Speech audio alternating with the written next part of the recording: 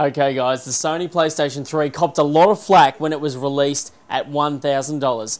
But then later on, when Sony released it at the same price but gave away 2 free games, an extra control pad with it, people started snapping it up a little bit more. And even since then, they've dropped it down again. There's no another price drop. But one of the 2 games that they were giving away with it was Resistance Fall of Man. And that's a game that I'm looking at today. Resistance Fall of Man. This one was brought to us by Insomniac Games. These guys were responsible for the first 3 Spyro games, I think, and also the Ratchet and Clank franchise. This game's set around the 1950s. You're an American sergeant in the army, and your whole squad gets infected with an alien virus. Now, that sends everyone else comatose, but you, for no apparent reason, just become superhuman out of it. You can regenerate. You become stronger. You become a better soldier. They never actually get around to explaining why. They don't know why you have this innate ability to adapt to the virus and get better from it. So now it's up to you to join the forces that are left on Earth to repel this alien force that is threatening to take over the entire Earth. Cue dramatic music. The visuals on this game, the enemies look pretty mean, and I did like them, but the environments were really kind of boring. But here's the big thing. Here's the big thing that really got to me. Bulletproof lamps. Not cool. Insomniac Games, not cool. You shoot a stone wall. There's a chip in the stone wall. You shoot an alien with armor. You hurt it.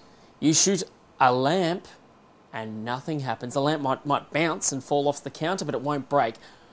I was playing co-op mode with a friend of mine, and he said to me, "Can I take the lamp with me and just hold it in front of me?" So I mean, that would have been cool. But anyway, I did like also the walkers. You can actually get in these big alien walkers. They're very cool to get around in and squish enemies in.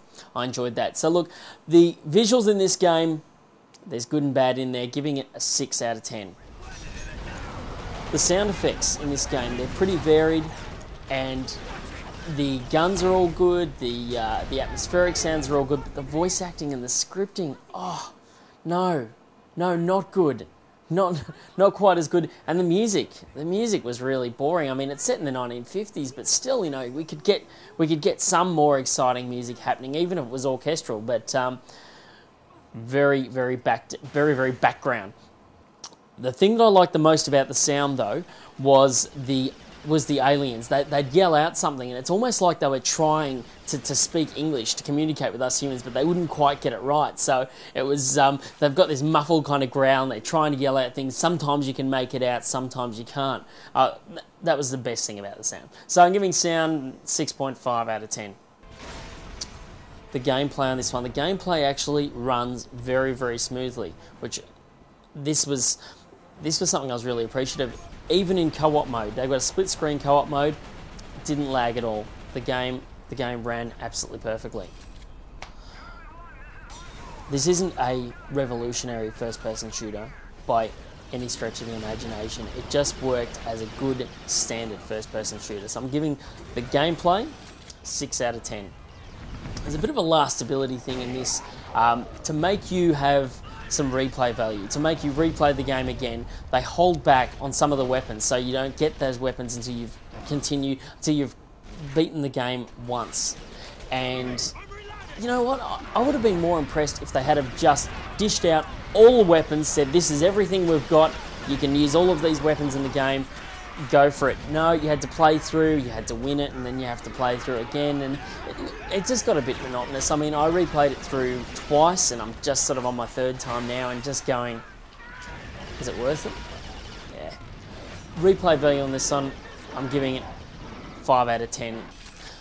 This game isn't the jaw-dropping, massive title that I would have expected as a major release for my PS3. It's a standard first-person shooter game. Good, not great. There's things that I liked, and then there was just things that just killed it for me. Okay, I like the walkers. I like the fact that when you pick up some ammo from a bunch of it on the ground, and you don't need it all, you'll leave it there so you can come back and get it. That's good. The blood splatters, all good. But then there's things that just, oh, indestructible lamps. No, some of the environment's destructible and some's not. That's not good enough. But the major thing that got to me, headshots don't always count. And we've discussed this before. We have been through this before. Not cool. Headshots have to count, no matter what. So look, this game, play it if you've got nothing else. But it's certainly not going to blow your mind. It's not a reason to go out and buy a PS3, but it'll keep you going if you've got nothing else. I'm giving this game 5.75 out of 10. It's okay. Would have loved to have bumped it up to a 6, but indestructible lamps? Seriously.